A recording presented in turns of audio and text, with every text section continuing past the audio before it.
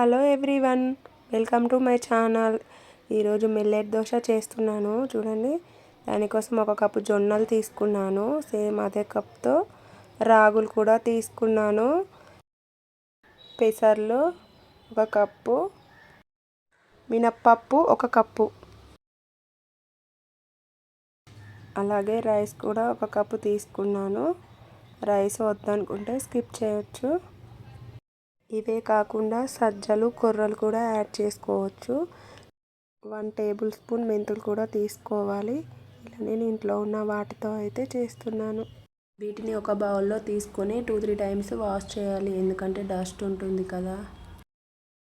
8 to 10 hours soak చేసి పెట్టుకోవాలి. నేను మార్నింగ్ 10కి పెట్టాను, ఈవినింగ్ 6 o'clock వరకు చూడండి ఎలా అయ్యాయో. అవి వాటర్ తీసేసుకొని మిక్సీలో కొద్దిగా వేసుకొని వాటర్ యాడ్ చేస్తూ పట్టేసుకోవాలి. మార్నింగ్ వండిన రైస్ ఉంటుంది కదా, అది కూడా యాడ్ చేసుకొని మిక్సీ పట్టేసుకుంటున్నాను, ఎందుకంటే దోశ బాగా వస్తుంది.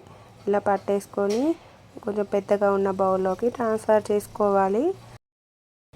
ఓవర్ నైట్ ఇలానే పెట్టేసుకోవాలి. మార్నింగ్ వరకు బాగా పులుస్తుంది చూడండి. దీన్ని 2-3 days వరకు కూడా ఫ్రిడ్జ్లో పెట్టుకొని యూజ్ చేసుకోవచ్చు. దాంట్లో కొద్దిగా సాల్ట్ యాడ్ చేసుకొని మిక్స్ చేసుకొని ప్యాన్ బాగా హీట్ అయ్యాక సిమ్లో పెట్టుకొని దోశ వేసుకొని పైనుండి కొద్దిగా ఆయిల్ వేసుకొని ఫ్లేమ్ అడ్జస్ట్ చేసుకోవాలి. ఇలా బ్రౌన్ కలర్ వచ్చాక ఇంకో సైడ్ తిప్పుకొని తీసేసుకోవడమే. క్రిస్పీ దోశ అయితే రెడీ అయిపోయింది. దోశ కాంబినేషన్లోకి నేను పల్లి చట్నీ చేశాను. ఎక్స్పెక్ట్ చేసిన దానికంటే బాగా వచ్చింది millet dosa. Thank you for watching. Subscribe my channel.